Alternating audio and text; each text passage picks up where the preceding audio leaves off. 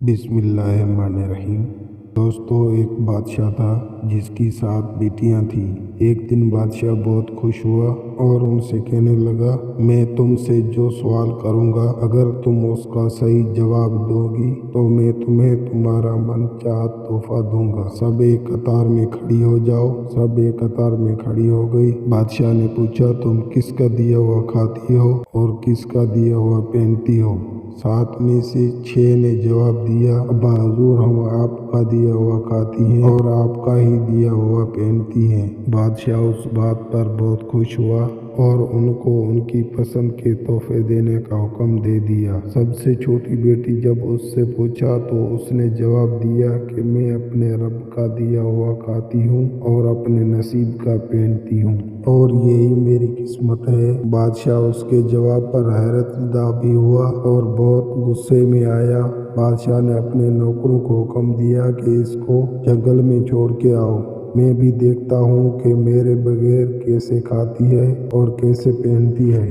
بادشاہ نے شہزادی سے اس کے سارے زیورات اور مہنگے کپڑے لے لیے اور خستہ حال کپڑوں میں جنگل کی طرف بھیج دیا۔ شہزادی مطمئن تھی اور اللہ پر توکل تھا۔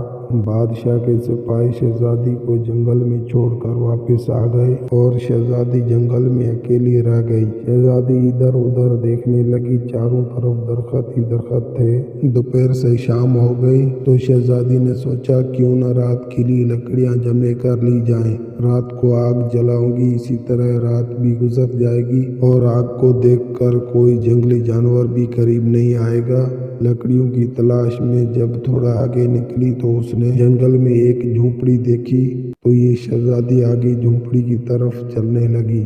جب جھونپڑی کو نزدیک پہنچی تو اس نے دیکھا جھونپڑی کے باہر ایک بکری باندھی ہوئی تھی اور اندر سے کھانسنے کی آواز آ رہی تھی۔ شہزادی پہلے تو حیران ہوئی کہ ویران جنگل میں جھونپڑی کیسے، اور پھر اندر داخل ہو گئی جھونپڑی کے تو دیکھتی ہے کہ ایک بوڑھا ضعیف چارپائی پر لیٹا ہوا کھانس رہا ہے اور کھانستے کھانستے پانی پانی پکار رہا ہے۔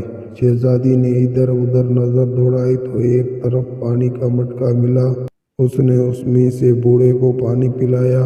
بوڑھا پانی پینے کے بعد شہزادی سے پوچھنے لگا، بیٹی تم کون ہو اور اس طرح ویران جنگل میں اکیلی کیا کر رہی ہو؟ اس پر شہزادی نے سارا ماجرا بیان کر دیا کہ وہ یہاں کیسے پہنچی ہے۔ یہ سن کر بوڑھے نے شہزادی کو جھونپڑی میں رہنے کا کہا اور کہا کہ میں شہر میں کام کرتا ہوں، صبح سویرے میں چلا جاؤں گا اور 8 دن بعد دوبارہ واپس آؤں گا۔ جھونپڑی میں کھانے کا سامان ہے اور قریب ہی ندی ہے، تم وہاں سے پانی بھر لینا۔ صبح سویر بوڑھا شہر چلا جاتا ہے۔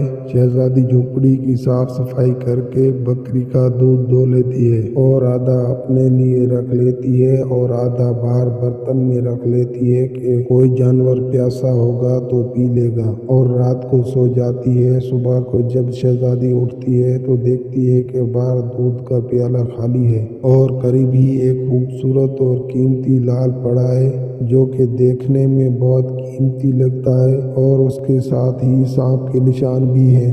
اس پر شہزادی کو یاد آیا کہ اس نے بچپن میں سنا تھا کہ جب کوئی نایاب سانپ خوش ہوتا ہے تو وہ ایک ایسا لال اگلتا ہے جس کی قیمت ہیرے جواہرات سے بھی زیادہ ہوتی ہے۔ وہ سوچتی ہے کہ سانپ پیاسا تھا، وہ دودھ پی کر خوش ہوا اور اس نے یہ لال اگل دیا۔ یہ سوچ کر شہزادی لال اٹھا لیتی ہے اور اپنے پاس رکھ لیتی ہے۔ پھر اگلی شام شہزادی دوبارہ پیالے میں دودھ ڈال کر رکھ دیتی ہے اور صبح پھر اسے ایک لال مل جاتا ہے۔ اسی طرح کرتے کرتے 7 لال ہو جاتے ہیں اور اس دن بوڑھا بھی واپس آ جاتا ہے۔ بوڑھے کے واپس آنے پر شہزادی اسے سارا ماجرا بتاتی ہے اور 3 لال اسے دے دیتی ہے اور 4 لال اپنے گلے میں ہار بنا کر پہن لیتی ہے، اور بوڑھے کو کہتی ہے کہ یہ لال صبح شہر میں جا کر بیچ دینا اور واپسی پر اپنے ساتھ محل بنانے والے مزدور بھی لے کر آنا۔ اگلے روز بوڑھا مزدوروں کو لے کے آتا ہے اور دیکھتے ہی دیکھتے دیکھتے جنگل میں ایک عالیشان محل تیار ہو جاتا ہے اور وہ بوڑھا اور شہزادی اس محل میں رہنے لگتے ہیں۔ ایسا خوبصورت محل کہ جس میں دنیا کی ہر آسائش، نوکر چاکر اور تمام لذات میں اثر ہوتی ہے۔ شہزادی جنگل میں لکڑی کی فیکٹری لگا دیتی ہے جہاں غریب لوگوں کی روزی روٹی بھی چل پڑتی ہے۔ دیکھتے ہی دیکھتے شہزادی کے ہر طرف چرچے ہونے لگتے ہیں کہ شہزادی بہت ہی رحم دل ہے۔ اسی طرح یہ خبر بادشاہ تک بھی پہنچ جاتی ہے تو بادشاہ کے دل میں اشتیاق پیدا ہوتا ہے کہ وہ دیکھیں تو صحیح کہ کون سے ملک کی شہزادی ہے۔ چنانچہ وہ اپنے سپاہیوں کے ذریعے پیغام بھیجتا ہے۔ جب شہزادی کے محل پر آ کر شہزادی کے سپاہیوں کو کہتے ہیں کہ ہمارے بادشاہ شہزادی کے لیے پیغام بھیجا ہے تو شہزادی کے سپاہی جب شہزادی کو بتاتے ہیں کہ فلاں بادشاہ آپ سے ملنا چاہتا ہے تو شہزادی کہتی ہے کہ انہیں کہہ دو شہزادی بادشاہ سے صرف ایک شرط پر ملے گی کہ جب بادشاہ اپنی ساری بیٹیوں کے ساتھ آئے۔ چنانچہ بادشاہ اگلے روز اپنی ساری بیٹیوں کے ساتھ شہزادی کے محل میں پہنچ جاتا ہے۔ شہزادی ان کے لیے 7 رنگ کے کھانے تیار کرواتی ہے اور ہر کھانے کے ساتھ اسی رنگ کے کپڑے اور زیور پہن کر ان کے سامنے آتی ہے۔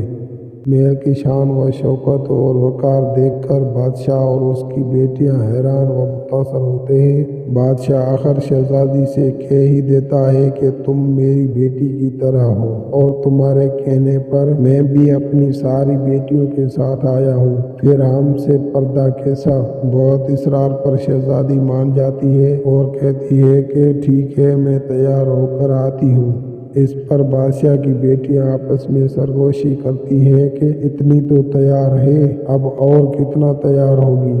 کچھ دیر بعد بادشاہ دیکھتا ہے کہ دور سے کوئی خستہ حال کپڑوں میں اس کی طرف آ رہا ہے۔ غور کرنے پر بادشاہ کو یاد آتا ہے اور کہتا ہے کہ یہ تو زندہ ہے، میں نے تو سمجھا تھا کہ مر گئی۔ میرے سپاہیوں نے ہی مجھے کہا کہ جنگل میں شہزادی موجود نہیں ہے۔ یہ دیکھ کر بادشاہ خوشی سے جھوم اٹھتا ہے اور کہتا ہے کہ شہزادی کو بلاؤ، میں تمہیں اس سے آزاد کروا لوں گا، پھر چاہے وہ تمہاری قیمت میں میری ساری حکومت ہی کیوں نہ مانگ لے۔ یہ سن کر شہزادی آ کر کہتی ہے کہ ابا حضور، میں ہی وہ شہزادی ہوں۔ میں نہ کہتی تھی کہ میں اللہ کا دیا کھاتی ہوں اور اپنے نصیب کا پہنتی ہوں، بس اسی اللہ کا احسان ہے کہ آج مجھے اتنا عطا کیا ہے، آج میں آپ سے بھی زیادہ امیر ہوں۔ اس پر شہزادی بتاتی ہے سارا حال کہ وہ یہاں کیسے پہنچی اور دکھاتی ہے وہ ہار جس میں ابھی بھی 4 لال موجود تھے۔